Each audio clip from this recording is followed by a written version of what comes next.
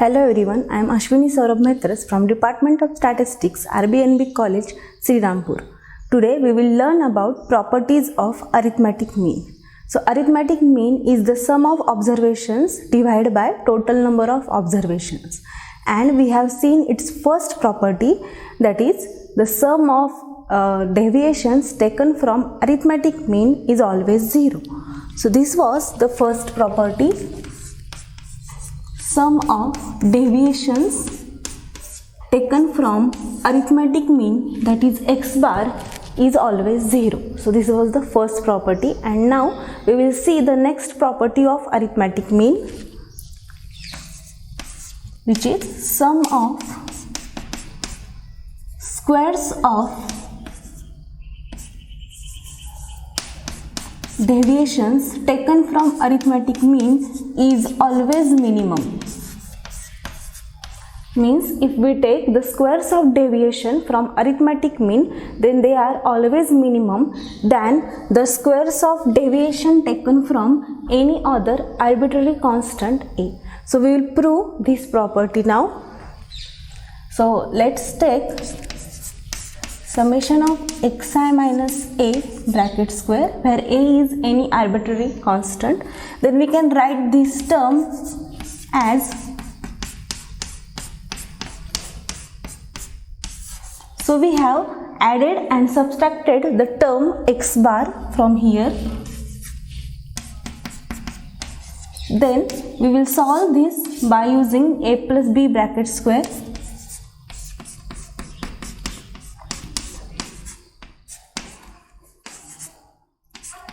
I will write the summation also.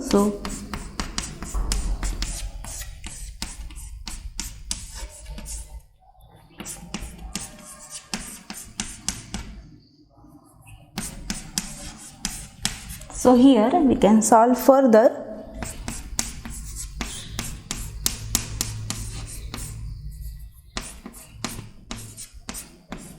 So here this term is constant for summation. So 2 times x bar minus a into summation of xi minus x bar, plus this will be n times x bar minus a bracket square. And from the first property of arithmetic mean, we can see that the second term, that is this term, will be 0.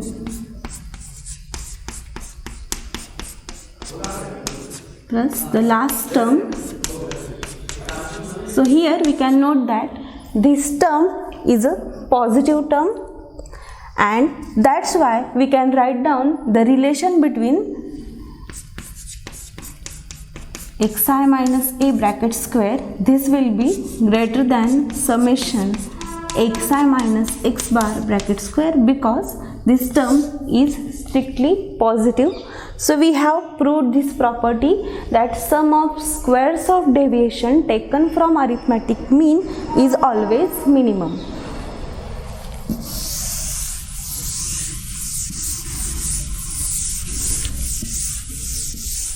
We can prove this property by using calculus method also. So suppose this is a function and we want the minimum value of a, then we can solve it by using the calculus method. That is, we will take its first derivative with respect to a. So it will be twice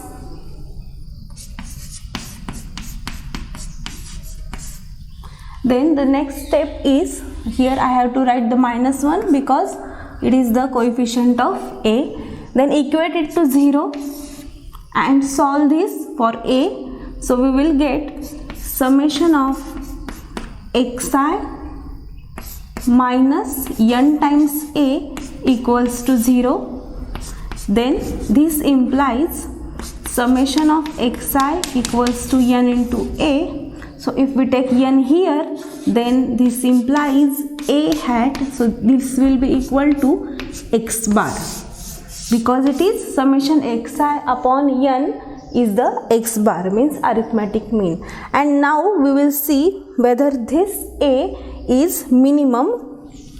We will check the next condition, that is second derivative of this function.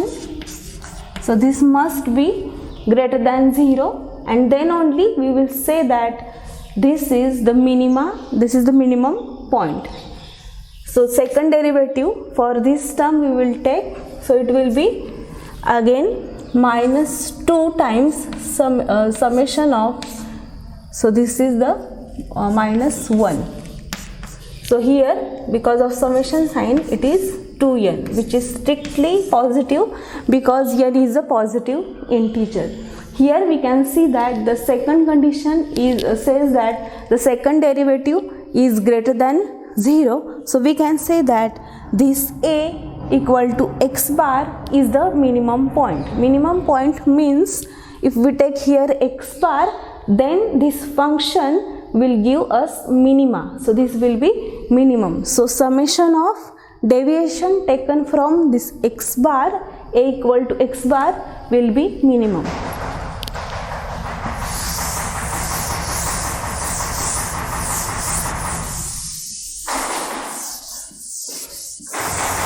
The next property of arithmetic mean is we can calculate the combined mean. Means suppose x1 bar is the mean of first group of size n1,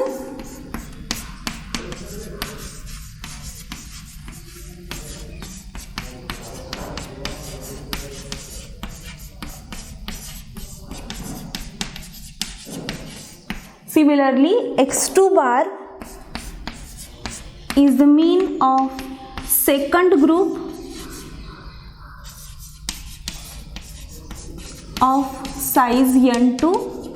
So n2 observation are there, then we can calculate the combined mean by using the formula xc bar. So it is denoted by xc bar equals to n1 x1 bar plus n2 x2 bar upon n1 plus n2.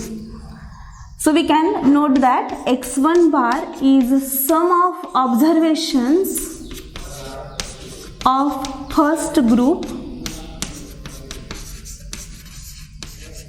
and at the denominator size of first group.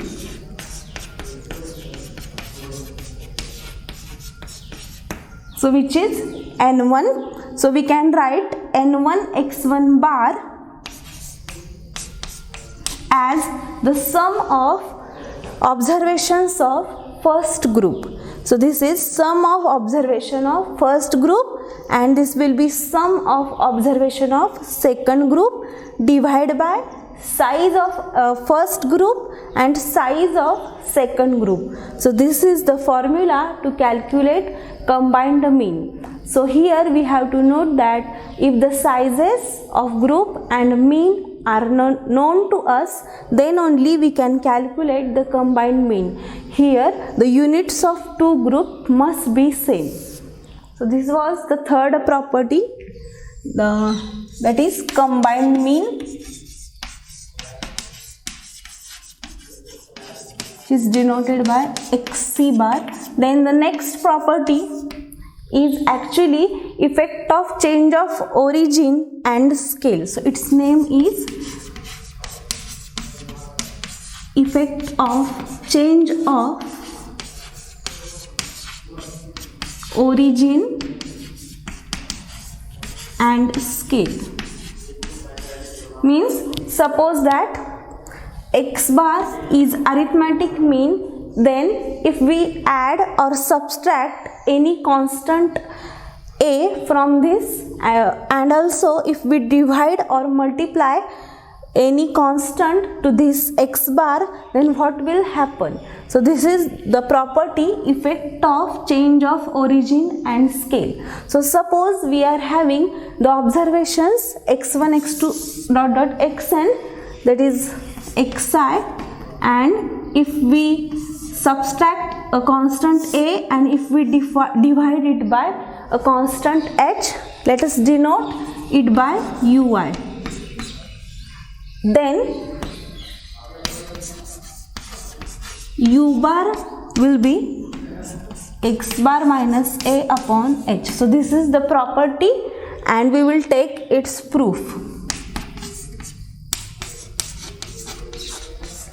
So by definition of arithmetic mean, we can always write the arithmetic mean means u bar is a summation of ui divided by n. So this is written from the definition of arithmetic mean. Let us substitute the value of ui from here. So summation of xi minus a upon h, and now we will solve this summation for this bracket. So 1 upon h is a constant, then summation of xi minus a is also constant. So instead of writing summation a, I will write n into a.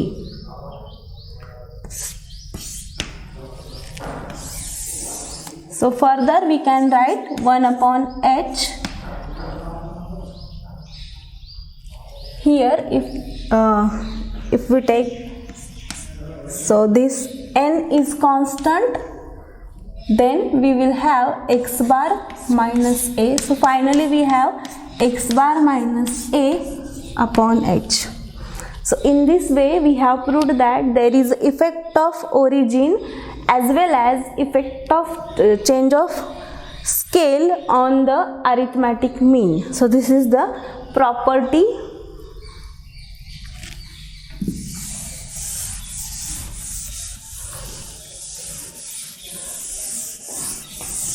Also, if ui equal to xi minus a means we have changed only the origin, and here we have substituted h equal to 1, then this will give us u bar equal to x bar minus a.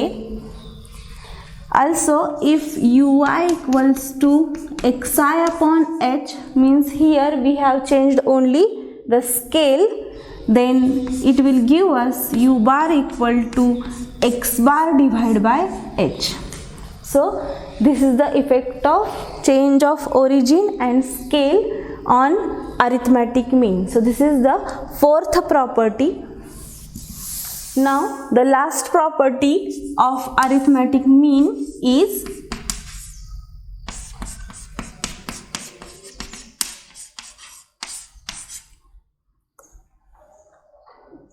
the property says that the minimum of x1, x2, xn less than x bar and maximum of x1, x2 so on xn means x bar lies between the minimum and maximum value of the observation. So suppose the observations are x1, x2, xn and we denote the minimum of that observation with a, and if we denote maximum of that observations with b, then we can write this xi must lies between the minimum and maximum observation. Then if we take the summation,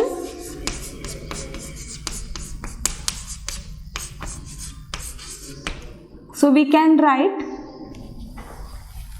n into a less or equal to summation xi less or equal to n into b. And now if we divide the overall term by a, then we will have summation xi upon n less or equal to b. So this is arithmetic mean, means we have proved the last property which says that the arithmetic mean lies between minimum and maximum of the observations. So these are the properties of arithmetic mean. Now we will see some advantages and disadvantages of arithmetic mean.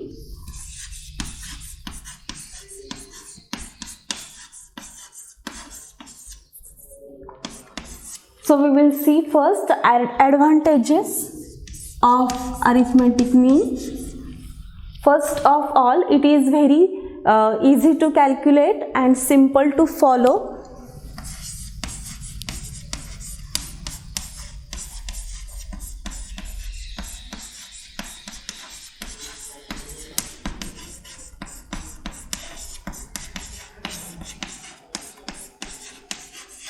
The next advantage is it is rigidly defined.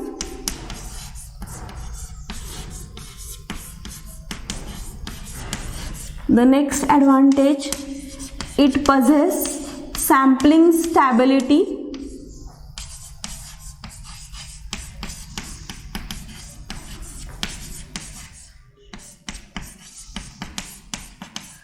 These are the merits of arithmetic mean or advantages of arithmetic mean, we can say that.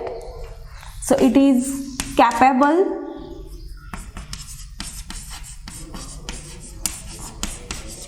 of further mathematical calculations.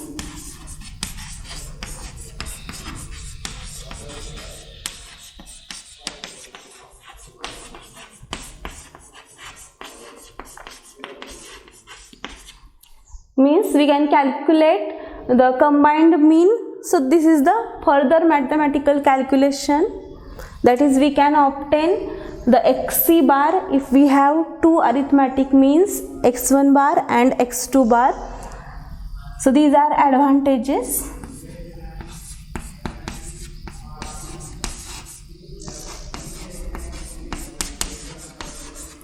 So we will see now the disadvantages of arithmetic mean.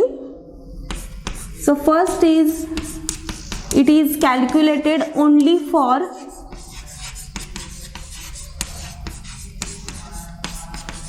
quantitative data.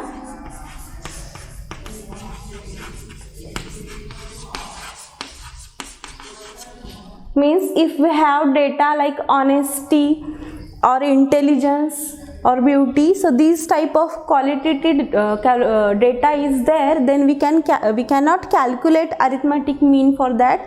We only calculate it for the quantitative data, means the data in numbers. The next is it is affected by extreme values.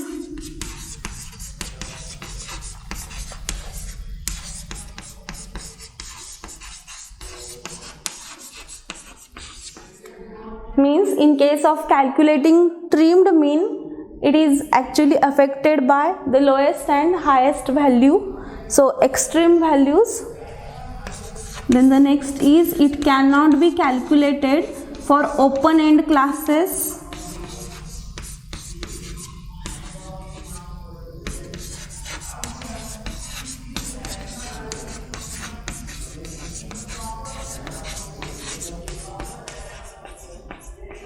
Open end classes means if there is no limit of the first class, means for example below 10 or above 40, so these type of classes are there, then we cannot obtain the mid value which is required to calculate arithmetic mean for that class. So it cannot be calculated for the open end classes.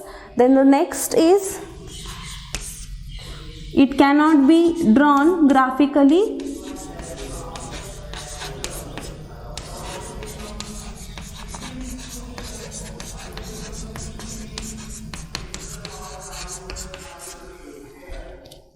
So these are the disadvantages, and one more disadvantage of arithmetic mean is, so it may not be the actual value in the data. So this is the last disadvantages.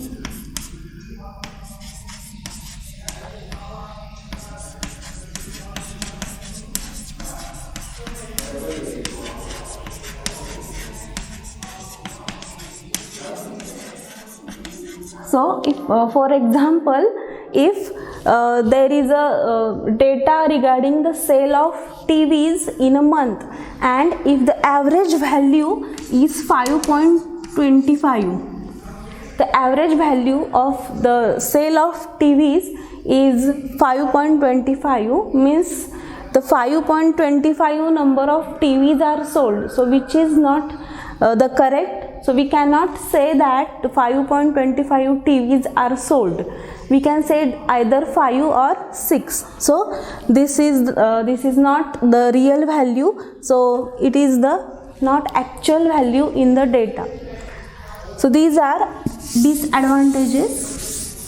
To overcome these advantages, we will learn the next type of average, which is median.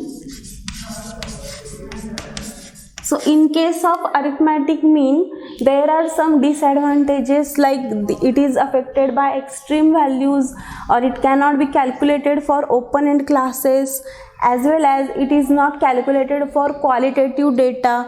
So these type of the disadvantages can be overcome, and we can calculate the type of average which is median. So median is its definition is the middlemost observation in the data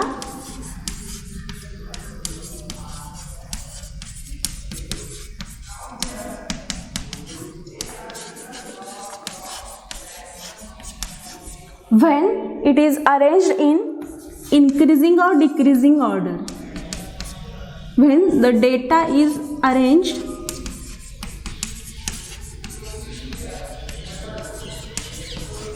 in increasing, or we can say that decreasing order. So median is actually a central value of data. It is the positional average. We have learned that. So it denotes the position of the center part. So it is the positional average. Then we can say that median is actually the trimmed mean. Means it is by ignoring n-1 upon 2 lowest and n-1 upon 2 of the topmost observations. If we ignore these observations, then the middlemost observation is our median. So as mean, we can calculate this median for the further cases, like when the data is ungrouped, or when the data is of continuous frequency distribution type, then we can calculate the median for it. So let's see one example for case 1, which is for ungrouped data.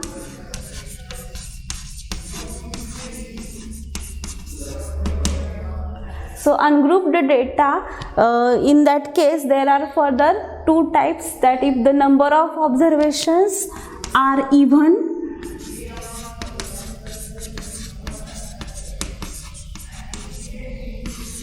and when the number of observations are odd. We will see first if the number of observations are even, then we will calculate the median